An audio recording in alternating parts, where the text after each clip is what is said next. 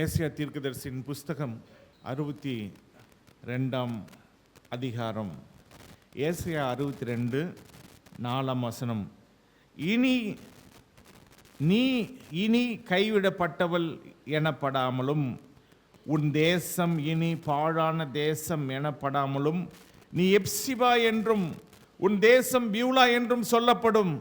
கர்த்தர் உன்மேல் பிரியமாயிருக்கிறார், உன் தேசம் வாழ்க்கைப்படும். தேவன் நமக்கு கொடுக்கிற வார்த்தை, நீ இனி கைவிடப்பட்டவள் எனப்படாமல் உன் தேசம் இனி பாழான தேசம் எனப்படாமலும் நீ எப்சிபா என்றும் உன் தேசம் பியூலா என்றும் சொல்லப்படும். கர்த்தர் உன்மேல் பிரியமாயிருக்கிறார், உன் தேசம் வாழ்க்கைப்படும்.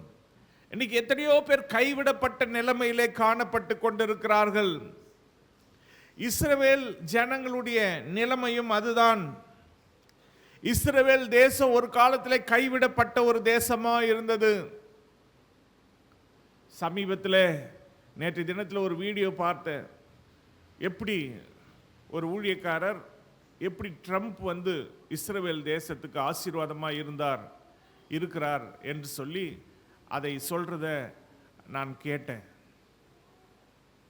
போன முறை அதிபராக அவர் வந்த பொழுது அவர் அரசியல்வாதியும் அல்ல, சாதாரண ஒரு நபர்.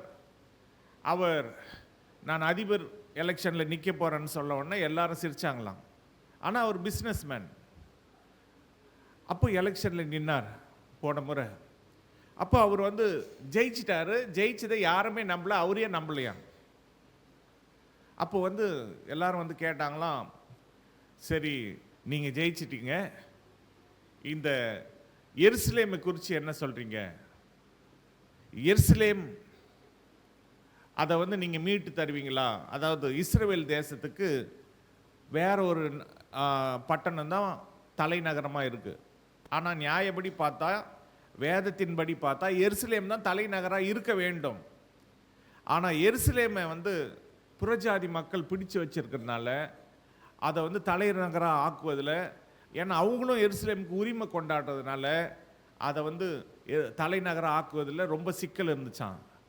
அப்போ இவர் என்ன செஞ்சாராம், ஈஸியாக அது ஆக்கிடலாமே, எருசலேமை தலைநகரம் ஆக்கிடலாமேன்னு செய்தியாளர்கிட்ட சொல்லிட்டாராம். எத்தனையோ அதிபர்கள் வந்து எருசலேமை தலைநகரம் ஆக்குறேன்னு சொல்லி ஓட்டு கேட்டு, ஏன்னா யூதர்கள் நிறைய பேர் அமெரிக்காவில் இருக்காங்களாம், அவங்ககிட்ட ஓட்டு கேட்டு யாருமே ஆக்கணுதில்லை. ஆனால் போன முறை அவர் ஆட்சியில் வந்த பொழுது அவர் சொன்னபடியே எருசலேமை தலைநகராக ஆக்கிறதுக்கு உத்தரவு போட்டு அதை நிறைவேற்றிட்டாராம். எத்தனையோ நாடுகள் அதுக்கு எதிர்ப்பு தெரிவிச்சு, அதை மீறி இன்னைக்கு எருசலேம் தான் இஸ்ரவேல் தேசத்துக்கு தலைநகராக தேவன் மாற்றி கொடுத்திருக்கிறார். 2018ஆம் ஆண்டு இது நடந்தது. அப்போ அது வரைக்கும் கைவிடப்பட்ட நிலைமையில் தான் எருசலேம் இருந்தாங்க, இஸ்ரவேலர் இருந்தாங்க. வேதம் சொல்லுகிறது, ஏசாயா 60ஆம் அதிகாரம் 15ஆம் வசனத்தில், நீ நெகிழப்பட்டதும் கைவிடப்பட்டதும் ஒருவரும் கடந்து நடவாததுமாயிருந்தாய், ஆனாலும் உன்னை நித்திய மாட்சிமையாகவும் தலைமுறையாயிருக்கும் மகிழ்ச்சியாகவும் வைப்பேன். அல்லேலூயா. தேவன் கைவிடப்பட்ட நிலைமையில இருந்த அந்த எருசலேமை, அந்த இஸ்ரவேலை, நெகிழப்பட்ட நிலைமையில இருந்த அந்த இஸ்ரவேலை ஒரு அமெரிக்க ஜனாதிபதியை கொண்டு அவர் மீட்டெடுத்தார். எருசலேமை திரும்ப அது தலைநகரை மீட்டெடுத்து இஸ்ரவேல் தேசத்துக்கு கொடுத்தாங்க. அதோடு கூட இப்போ 2வது முறை அமெரிக்காவில் அதிபராக அதே ட்ரம்ப் வந்திருக்கிறாரு. அவர் வந்து இப்போ என்ன சொல்கிறாருன்னா, எந்தெந்த எல்லையிலெல்லாம் அந்நியர்கள் இருக்கிறாங்களோ அந்த எல்லையெல்லாம் இவங்க போய் பிடிச்சி அதை வந்து இப்போ எருசலேம் கையில் ஒப்படைக்க போகிறாங்க. எப்படியெல்லாம் அதிசயம் நடக்குது பாருங்க. எல்லா இடத்தையும் காலி பண்ணி கொடுத்து இஸ்ரவேலுக்கு நியாயப்படி சேர வேண்டிய அந்த இடங்களை அந்த பட்டணங்களை இவங்க போய் கிளியர் பண்ணி கொடுக்க போகிறாங்க. கிளியர் பண்ணி அதை இவங்க ஒப்படைக்க போகிறாங்க. அதே போல் எருசலேமில் யாரெல்லாம் சிறையாக பிடிக்கப்பட்டு போய் கொண்டு அந்நியர்கிட்ட இருக்காங்களோ அவங்களெல்லாம் மீட்டு தராங்க. அவங்களெல்லாம் விடுதலை பண்ணுங்க அப்படின்னு உத்தரவு போட்டு அவங்களெல்லாம் விடுதலையாக்கி அந்நியர்கிட்ட இருந்து அந்த இஸ்ரவேல் ஜனங்களை மீட்டு கொண்டு வந்து அங்கே சுய தேசத்தில் கொண்டு வந்து சேர்க்குறாங்க. எவ்வளோ ஒரு நல்ல ஒரு ஊழியத்தை அந்த அதிபர் செய்து கொண்டு இருக்கிறார் பாருங்க. அவர் அதிபரான உடனே ஒரு உத்தரவு போட்டார், இனிமே என்னுடைய நாட்டில் ஆணுக்கும் ஆணுக்கும் கல்யாணம் கிடையாது, பெண்ணுக்கும் பெண்ணுக்கும் கல்யாணம் கிடையாது, ஒரே ஒரு கல்யாணம், ஆணுக்கு பெண்ணுக்கு தான் கல்யாணம் அப்படின்னு அந்த சட்டத்தையே மாற்றிட்டார். வேதத்துக்கு விரோதமாக இருக்கிறது எல்லாத்தையும் அவர் தன்னுடைய நாட்டை விட்டு அந்த சட்டத்தை விட்டு நீக்கிட்டார். அது வரைக்கும் ஜபங்களும் ஆராதனைகளும் நிறுத்தி வைக்கப்பட்டிருந்ததாம் அந்த வெள்ளை மாளிகையில். ஆனால் இப்போ அவர் இனிமே வெள்ளை மாளிகையில் எந்த கூட்டம் நடந்தாலும் எந்த ஒரு அவை நடந்தாலும் அங்கே ஆராதனை நடக்கணும், ஜபம் நடக்கும். அதுக்கப்புறம் தான் மந்திரி சபை தொடங்கும். அது போல் இப்போ ஆக்கிட்டார். இப்போ அங்கே ஊழியக்காரங்க போய் ஜெபம் பண்ணி கூட்டம் நடத்தி ஆராதனை நடத்தி அதுக்கப்புறம் தான் மந்திரிகள்லாம் பேசுவாங்க, எல்லாம் தீர்மானமும் பண்ணுவாங்க. இப்படிப்பட்ட ஒரு அற்புதம் அமெரிக்காவில் நடந்து கொண்டு இருக்கிறது. தேவன் இந்த உலகத்தையே ஏதோ ஒன்று பண்ணி கொண்டு இருக்கிறார். அப்போது ஆண்டவர் இயேசு சீக்கிரமாய் வரப்போகிறார் என்பதற்கு இதெல்லாம் ஒரு அடையாளம். அதனால தான் யாரெல்லாம் கைவிடப்பட்ட நிலைமையில் இருக்காங்களோ அவங்களெல்லாம் திரும்ப அவர் சரி பண்ணுறார். இன்னைக்கு நீங்கள் கைவிடப்பட்ட நிலைமையில் இருக்கிறீங்களா? உங்களையும் ஆண்டவர் நினைவு கூர்றார். அவர் சீக்கிரம் வரப்போகிறார். இந்த உலகமே சீக்கிரம் அழிய போகுது. அப்படி இருக்கும் பொழுது நீங்கள் ஏன் இன்னும் கைவிடப்பட்ட நிலைமையில் இருக்கணும்? அதனால தான் இந்த வார்த்தையை ஆண்டவர் நமக்கு கொடுக்கிறாரு. இனிமே நீ கைவிடப்பட்ட நிலைமையில் இருக்க வேண்டாம். ஏன்னா அவர் 4ஆம் வசனத்தில் நாம் பார்த்தது போல கர்த்தர் உன்மேல் பிரியமாய் இருக்கிறார். அல்லேலூயா. நம்மளை இனிமே அவர் கைவிடாமல் காப்பாற்றுவதற்கு ஒரே காரணமாக இருக்கிறது. புலம்பலின் புஸ்தகம் 3ஆம் அதிகாரம் அதனுடைய 31ஆம் வசனம் சொல்லுகிறது, ஆண்டவர் என்றென்றைக்கும் கைவிட மாட்டார். ஏன் இந்த வார்த்தை? நிறைய பேர் சொல்லுவாங்க, ஆண்டவர் என்ன கைவிட்டுட்டாரோ. அப்படி கைவிட்டா கூட எவ்வளோ நேரம் தெரியுமா கைவிடுவார்? 57ஆம் ஏசாயா 54ஆம் அதிகாரம், ஏசாயா 54ஆம் அதிகாரம் அந்த 7ஆம் வசனத்தில் பார்த்தீங்கன்னு சொன்னால் 54:7 இமை பொழுது உன்னை கைவிட்டேன். இமை பொழுதுன்னா இமை, அந்த கண்ணு இமைக்கிற நேரம், அந்த இமை பொழுது உன்னை கைவிட்டேன், ஆனாலும் உருக்கமான இரக்கங்களால் உன்னை சேர்த்து கொள்வேன். அதனால என்றென்றைக்கும் அவர் கைவிட மாட்டார். அவருடைய கிருபைகள் என்றைக்கும் இருக்கிறது. இன்னைக்கு கூட அவருடைய கிருபை இருக்கு. இன்னைக்கு கூட அவருடைய இரக்கங்களுக்கு முடிவில்லை. அதனால அப்படி கைவிட்டா கூட இமைப்பொழுது தான் கைவிடுவார். அதனால உருக்கமான இரக்கங்கள்னால நம்மளை சேர்த்து கொள்ளுவார். அதனால தான் வேதம் இப்படியாய் நமக்கு சொல்லுகிறது. எரேமியா 51:5 வசனத்தில் பார்த்தீங்கன்னு சொன்னால் இந்த இஸ்ரவேலரை குறித்து தேவன் என்ன சொல்லியிருக்காரு? எரேமியா 51:5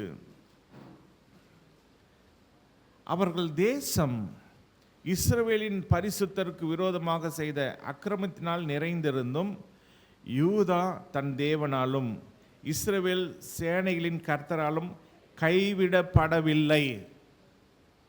இதுதான் நம்ம நிலைமை. நாம் நிறைய நேரத்தில் இஸ்ரவேலின் பரிசுத்தருக்கு விரோதமாக அக்கிரமம் செய்திருக்கிறோம், ஆனாலும் நம்மளை கைவிடாமல் இருக்கிறார். அதுக்கு ஒரே காரணம் நம்மேல் அவர் பிரியமாக இருக்கிறார்.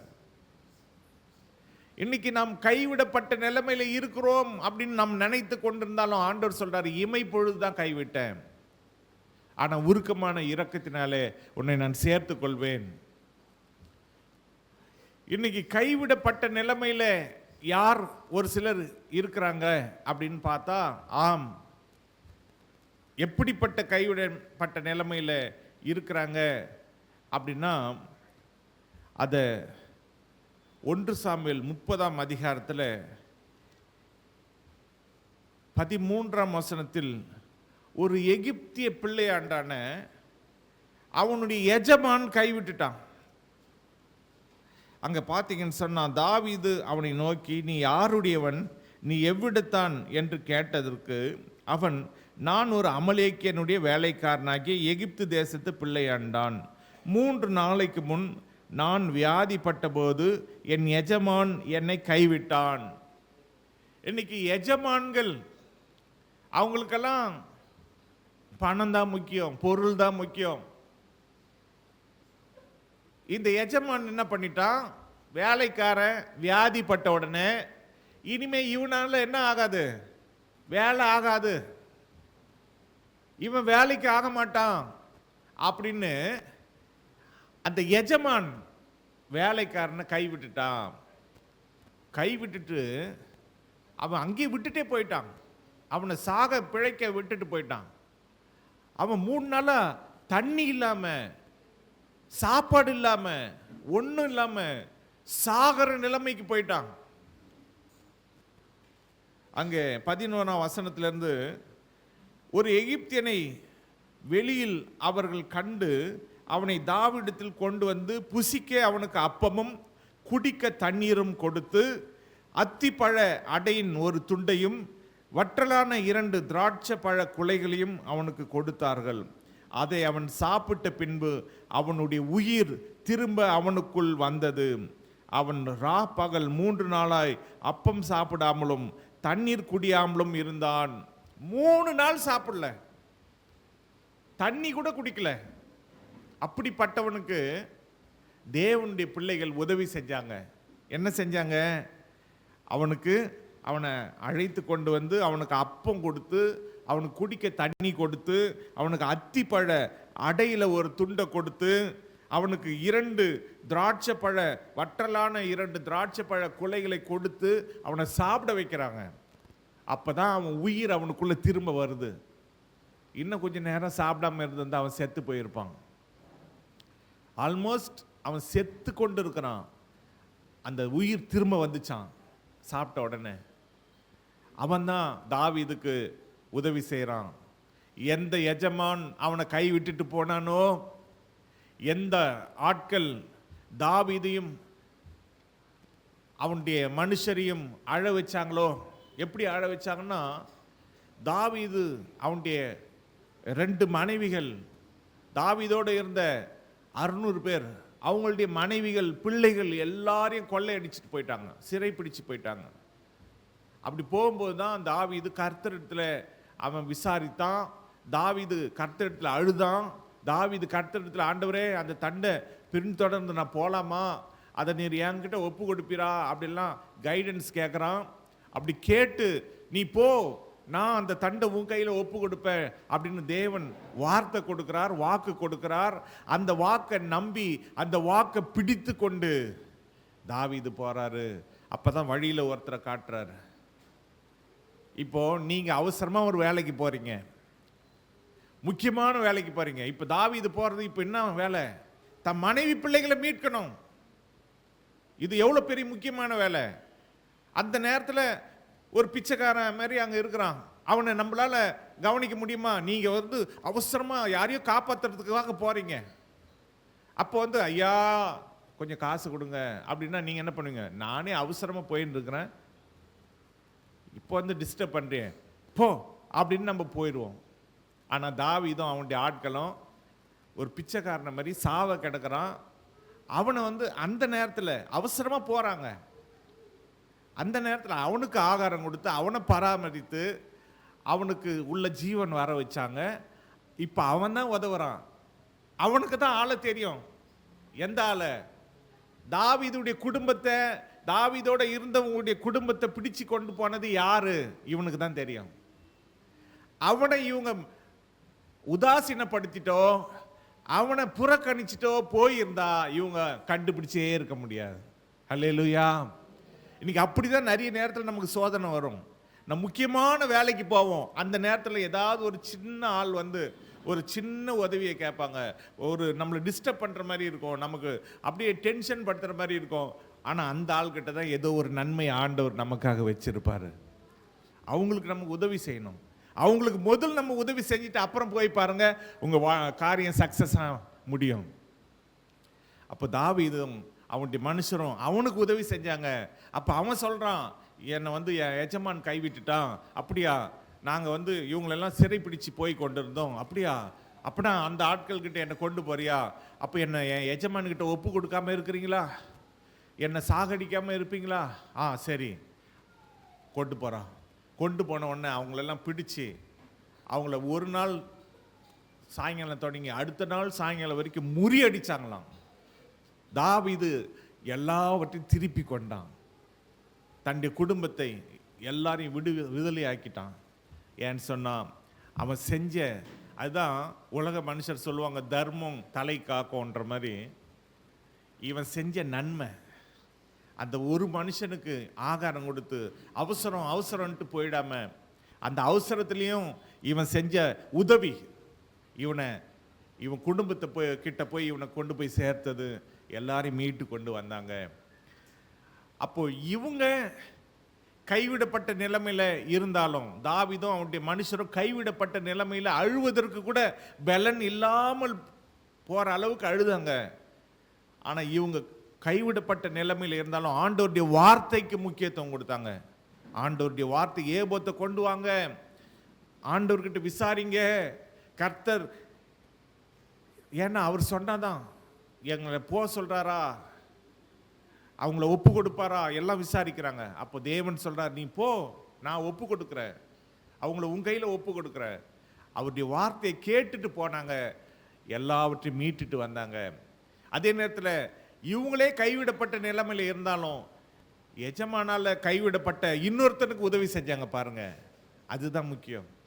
இன்னைக்கு நீங்க கைவிடப்பட்ட நிலைமையில் நிறைய பேர் சொல்லுவாங்க, நானே கஷ்டப்படுறேன், நானே கடன்ல இருக்கிறேன், நானே கைவிடப்பட்ட நிலைமையில் இருக்கிறேன். ஆனா உங்களை விட இன்னும் கேவலமா இருக்கிறவங்க எல்லாம் இருக்காங்க, அவங்களுக்கு நீங்க உங்களால முடிஞ்ச உதவி செய்ய முடியும். உங்களுடைய தேவை 1 லட்சமா இருக்கும், ஒரு ஆளுக்கு ஒரு 500 ரூபாய் தான் தேவையா இருக்கும். அந்த 500 ரூபாய் உங்களால கொடுக்க முடியும். அந்த 500 ரூபாய் கொடுத்தா அவங்க தேவை சந்திக்கப்படும். ஆனா உங்களுக்கு 1 லட்சம் இருந்தால் தான் உங்க தேவை சந்திக்கப்படும். நீங்க அந்த 500 ரூபாய் தேவையை சந்திச்சு பாருங்க, உங்க 1 லட்சம் ரூபாய் தேவையை தேவன் சந்திப்பார். இதுதான் விதைக்க அறுவடை பண்ணுவீங்க. நாம வந்து அந்த 500 ரூபாய் காரணம் அசால்ட்டா நினைச்சு ஒதுக்கிட்டு போயிட்டோம்னு சொன்னா நம்ம தேவையை நாம் ஆண்டவர் சந்திக்க முடியாது. இப்ப எஜமான் கைவிடுறான். ஒரு கட்டத்தில் எத்தனையோ பேர் கைவிடுறாங்க.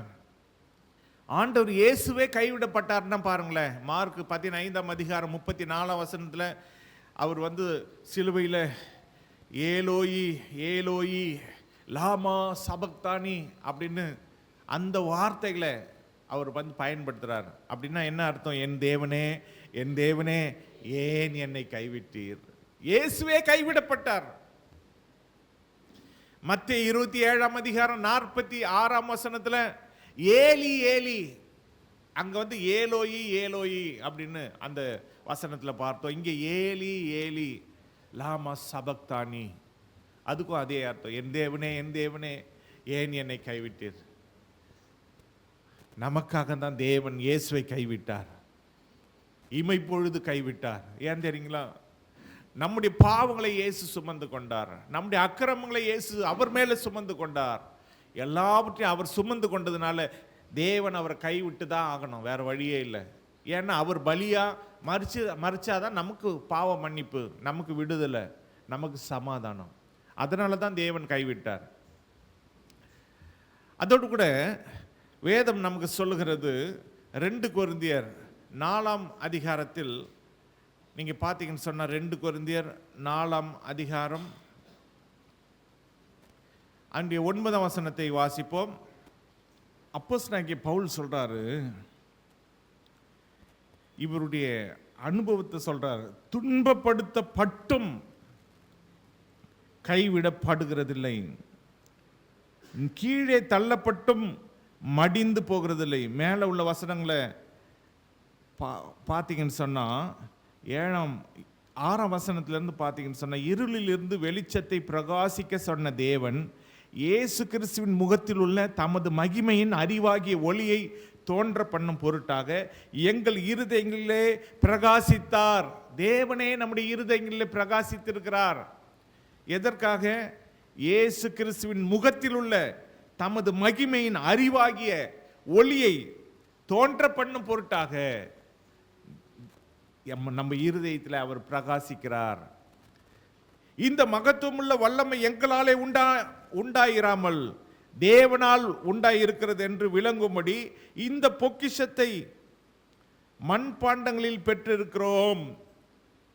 மண்பாண்டம், நம்முடைய சரீரம் ஒரு மண்பாண்டம். இந்த சரீரம் ஒரு பானை கீழே விழுந்தா என்ன ஆகும்? உடஞ்சி போயிடும். அது போல தான் ஒரு மனுஷன் ஒரு குறிப்பிட்ட ஹைட்லேருந்து கீழே விழுந்தா என்ன ஆகிடுவாங்க? சேர்த்து போயிடுவாங்க. உடஞ்சி மண்பாண்டை உடஞ்சி போகிற மாதிரி தான் நம்ம கதையும். ஆனால் இந்த மண்பாண்டத்தில் ஆண்டவருடைய பொக்கிஷத்தை நம்ம பெற்றிருக்கிறோம். அப்படி பெற்றிருக்கிறதுனால தான் இவர் தைரியமாக சொல்கிறாரு. 7ஆம் அந்த 8ஆம் 9ஆம் வசனத்தில், நாங்கள் எப்பக்கத்திலும் நெருக்கப்பட்டும் ஒடுங்கி போகிறதில்லை, கலக்கம் அடைந்தும் மனம் முறிவடைகிறதில்லை. ஹல்லேலூயா. நீங்க எப்பக்கமும் நெருக்கப்பட்டாலும் நீங்க என்னவே ஆக மாட்டீங்க, ஒடுங்கி போவே மாட்டீங்க. கலக்கம் அடைந்தும், உங்களை யாராவது கலங்க வைக்கிறாங்களா? நீங்க கலக்கம் அடைஞ்சாலும் மனம் முறிவு அடைவுகிறதே இல்லை. எவ்வளோ ஆண்டவர் நல்லவராக இருக்கிறார். ஹல்லேலூயா. உங்களை யார் தான் கலக்கினாலும் உங்க மனம் முறியவே முடியாது. உங்களை யார் தான் எப்பக்கத்திலும் உங்களை நெருக்கினா கூட நீங்க ஒடுங்கி போவே மாட்டீங்க. இது ஆண்டவர் இயேசு கிறிஸ்துடைய வார்த்தை. இது சத்தியமான வார்த்தை. அதனால யார் உங்களை நெருக்கினாலும் கவலைப்படாதீங்க. யார் உங்களை ஒடுக்குனாலும் உங்களை நீங்க ஒடுங்கியே போக மாட்டீங்க. நெருக்குனாலும் நீங்க ஒடுங்கியே போக மாட்டீங்க. உங்களை கலங்கடித்தாலும் நீங்க மனம் முறிவடைவதில்லை. அதுக்கப்புறம் தான் 9ஆம் வசனத்தில், துன்பப்படுத்தப்பட்டும், உங்களை யார் தான் துன்பப்படுத்தினாலும் பரவாயில்லை, நீங்க கைவிடப்படுகிறதில்லை. இயேசு உங்களை கைவிட மாட்டார். உங்களை மற்றவங்க துன்பப்படுத்துறாங்களா? இயேசு உங்களை ஒருபொழுதும் கைவிடவே மாட்டார். கீழே தள்ளப்பட்டும், உங்களை கீழே தள்ளுறாங்களா? உங்களுக்கு ஒன்றும் ஆகாது. நீங்க மடிந்து போகிறதில்லை. அல்லேலூயா. இதுதான் ஆண்டவருடைய வார்த்தை. இன்னைக்கு நிறைய பேர், ஐயோ என்னை எல்லாரும் கஷ்டப்படுத்துறாங்களே, என்னை ஒடுக்குறாங்களே, என்னை எப்பக்கத்தில் நெருக்குறாங்களே, என்னை கலக்கம் அடைய வைக்கிறாங்களே என்ன நீங்க நினைக்கலாம். ஆனா ஆண்டவருடைய வார்த்தை சொல்லுகிறது, நீ ஒடுங்கி போகிறதில்ல, நீ மனம் முறிவடைகிறதில்ல, நீ கைவிடப்படுகிறதில்ல, நீ மடிந்து போகிறதில்ல. எவ்வளோ நன்றி உள்ளவங்களா இருக்கணும் ஏசப்பாவுக்கு. அவருடைய வார்த்தையை நமக்கு கொடுக்கிறார், வாக்க கொடுக்கிறார். அவர் வார்த்தை கொடுத்தா அது அப்படியே ஆம் என்றும் ஆமீன் என்றும் நடக்கும். அந்த வார்த்தையே நமக்கு கொடுக்கிறார். உன்னை யார் வேணாலும் நெருக்கட்டும், நீ ஒடிந்து போக மாட்டேன். அவர் கொடுத்துட்டாரு. அப்ப எத்தனை பேர் நம்மளுக்கு நெருக்கினாலும் நம்ம ஒடிந்தே போக மாட்டோம். அவர் வார்த்தை கொடுத்துட்டாரு. உன்னை எத்தனை பேர் கலக்கம் அடைய வச்சாலும் நீ என்ன பண்ண மாட்ட, மனம் முறிவு அடையவே மாட்ட. அவர் வார்த்தை கொடுத்துட்டாரு. உங்களை யார் வேணாலும் கலக்கட்டும், நீங்க மனம் முறிவு அடையவே மாட்டீங்க. ஏன்னா வார்த்தை கொடுத்துட்டாரு. ஒரு செக்கு கொடுத்துட்டா அந்த செக்கு பணம் கொடுத்துட்ட மாதிரி தானே. நீங்க போய் அந்த பேங்க்ல கொடுத்தா உங்களுக்கு பணம் கிடைக்கும். அது போல ஆண்டவர் வார்த்தை கொடுத்துட்டாரு. நீங்க எத்தனை பேர் உங்களை கலக்கினாலும் நீங்க மனம் முறிவடையவே மாட்டீங்க. எத்தனை பேர் உங்களை துன்பப்படுத்தினாலும் நீங்க கைவிடப்படுகிறதே இல்லை. வார்த்தை கொடுத்துட்டாரு. உங்களை கீழே தள்ளினாலும் மடிந்து போகிறதே இல்லை. இதுக்கு மேல நமக்கு என்னங்க வேணும்? ஏசப்பா நமக்கு உதவி செய்ய ஆயத்தமா இருக்கும் பொழுது, அவர் நம்ம பக்கமா இருந்து, நான் இமைப்பொழுது தான் உன்னை கைவிட்டேன், ஆனால் உருக்கமான இரக்கங்களாலே உன்னை நான் சேர்த்துக்கொள்வேன்னு வாக்குத்தத்தம் பண்றாரு. இதுக்கு மேலே நமக்கு வேற ஒன்றுமே வேணாம். அவர் ஒருவர் இருந்தால் போதும். அதனால தான் தாவீது சொல்றார், நான் உம்மாலே ஒரு சேனைக்குள் பாய்வேன், உம்மாலே ஒரு மதிலை தாண்டுவேன். அவராலே கோலியாத்தை கொன்றார், அவராலே சிங்கத்தை கொன்றார், அவராலே கரடியை கொன்றார். இன்னைக்கு தேவன் நம்மளோடு கூட இருந்தார். இன்னைக்கு ஒரு சில கட்டத்தில் எஜமான்கள் வேலைக்காரரை கைவிடுறது போல சில நேரத்தில் டாக்டர்கள் கூட உங்களை கைவிடலாம், ஆனால் இயேசு உங்களை கைவிட மாட்டார். டாக்டர் சொல்லலாம் இது முடியாது, நம்பிக்கையே இல்லை, உங்களை ஒன்றுமே சரி பண்ணவே முடியாது, ஆனால் இயேசு கைவிடாதவர். அவர் நான் உன்னை கைவிட மாட்டேன்னு சொல்கிறார். அதனால் டாக்டர் சொன்ன வார்த்தை அது பொய், இயேசு சொன்ன வார்த்தை தான் மெய். ஹல்லேலூயா. அவர் சரியாகிடுவார். அதனால் கவலைப்படாதீங்க, அவர் உயிரோடு இருக்கிறார். அவர் செத்த தெய்வம் கிடையாது. அதனால தான் இன்றைக்கும் அவருடைய கல்லறை திறந்தே வச்சிருக்கு. அவர் செத்தே போயிட்டு இருந்தால் கூட நம்ம 40 நாள் நான் சாப்பிட மாட்டேன், நான் கறி சாப்பிட மாட்டேன், மீன் சாப்பிட மாட்டேன்னு நீங்கள் பிடிவாதம் பிடிக்கலாம். அவருடைய கல்லறை இன்றைக்கும் திறந்து, ஏன்னா அவர் உயிரோடு எழுச்சிட்டார். மரிச்சார் உண்மைதான், ஆனால் இன்னைக்கு உயிரோடு எழுச்சிட்டார். அதனால் நீங்கள் கறி சாப்பிட்லாம், மீன் சாப்பிட்லாம், முட்டை சாப்பிட்லாம், என்ன வேணாலும் சாப்பிட்லாம். அல்லேலூயா. சாப்பிட்டு சந்தோஷமாக அவரை துதிங்க, அவருக்கு நன்றி சொல்லுங்க, உங்களை கைவிடவே மாட்டார். அதனால தான் இன்னைக்கு ஆண்டவராகிய தேவன் இந்த வார்த்தையை நமக்கு கொடுத்திருக்கிறார். இமைப்பொழுது கைவிட்டேன், ஆனால் உருக்கமான இரக்கங்கள்னால உன்னை சேர்த்து கொள்வேன்னு வாக்கு பண்றார். நம் கண்களை மூடி நம்ம ஜெபம் பண்ணலாமா? இன்னைக்கு இந்த கால வேளையில் நீங்க என்ன பிரச்சனையோடு இருக்கிறீங்களோ எனக்கு தெரியாது, ஆனால் ஆண்டவர் வாக்கு கொடுத்திருக்கிறாரு, நான் உன்னை கைவிட மாட்டேன். இஸ்ரவேலுக்கு வாக்கு கொடுத்தாரு, கைவிடப்பட்ட நிலைமையில இருந்த இஸ்ரவேலை நான் உன்னை சேர்த்து கொள்வேன்னு சொல்லி அவர் திரும்ப இன்னைக்கு வாழ வச்சு கொண்டிருக்கிறாரு. இஸ்ரவேலுக்காக அவர் பரிந்து பேசுகிறாரு, இஸ்ரவேலுக்காக அற்புதங்களை செய்கிறாரு, இஸ்ரவேலுடைய அந்த இடங்களை மீட்டு தந்து கொண்டிருக்கிறாரு. இதெல்லாம் தேவன் நினைச்சா, அவர் நினைச்சா எல்லாம் கூடும். அதனால உங்க வாழ்க்கையில இழந்து போன ஆசீர்வாதங்களை அவரால் மீட்டு தர முடியும், இழந்து போன சுகத்தை அவரால் தர முடியும். ஹல்லேலூயா. அதனால அவரை துதிங்க, அவரை ஸ்தோத்திரிங்க, அவருக்கு நன்றி செலுத்துங்க. நன்றி ஏசப்பா சொல்லுங்க, நன்றி ஏசப்பா, ஸ்தோத்திரம் ஏசப்பா, ஸ்தோத்திரம். உம்மால முடியும், உம்மால சரியாக்க முடியும், உம்மால சுகத்தை தர முடியும். உமக்கு ஸ்தோத்திரம், உமக்கு ஸ்தோத்திரம் ஏசப்பா. நீர் கைவிட மாட்டீர், உமக்கு ஸ்தோத்திரம் ஏசப்பா. ஆண்டவரே அப்பா, நீர் சொன்னீரே என்ன உன்னை கைவிட மாட்டேன். எதற்காக கைவிட மாட்டேன்னா உன் மேல நான் பிரியமா இருக்கிறேன்னு சொன்னீரே. ஏன் மேல நீர் பிரியமா இருக்கிறதுனால உமக்கு ஸ்தோத்திரம். என்ன நீர் கைவிட மாட்டீர், அதற்காக உமக்கு ஸ்தோத்திரம். எப்சிபா என்றும் பியூலா என்றும் என்னை நீர் ஆண்டவரே புதிய பெயரை வச்சு என்னை நீர் ஆசீர்வதிக்கிறீர், அதற்காக உமக்கு ஸ்தோத்திரம். அப்பா பிதாவே, இந்த வார்த்தைகளை கேட்கிற ஒவ்வொருவரையும் நீர் ஆசீர்வதிங்க. அவங்களுடைய பிரச்சனைகள் நீங்கப்படட்டும், போராட்டங்கள் நீங்கப்படட்டும். ஆண்டவரே, அவர்கள் ஒடுக்கப்பட்டாலும் ஒடுங்கி போகாமல் இருக்க உதவி செய்யும், நெருக்கப்பட்டாலும் ஒடுங்கி போகாமல் இருக்க உதவி செய்யும். ஆண்டவரே, கலக்கப்படுத்தப்பட்டாலும் மனம் முறிவடிக்காமல் இருக்க உதவி செய்யுங்கப்பா. ஆண்டவரே, தள்ளப்பட்டாலும் மடிந்து போகாமல் இருக்க உதவி செய்யும். நீர் வாக்கு கொடுத்தீரே, நீர் வாக்கு மாறாதவர், அதற்காக உமக்கு நன்றி செலுத்துகிறோம் ஐயா. உமக்கு ஸ்தோத்திரம் அப்பா, உமக்கு ஸ்தோத்திரம் அப்பா. ஒவ்வொருவரையும் ஆசீர்வதியும், ஒவ்வொருடைய பிரச்சனைகளை மாற்றும், ஒவ்வொருடைய தேவைகளை சந்தியும், ஒவ்வொருடைய கண்ணீரை துடையும். நாங்கள் வாழ்நாளெல்லாம் களி கூர்ந்து மகிழும்படிக்கு செய்யுங்க, உம்மிலே மகிழ உதவி செய்யுங்க. உம்முடைய பரலோக ராஜ்யத்துக்காக நாங்கள் காத்து கொண்டிருக்க உதவி செய்யும்.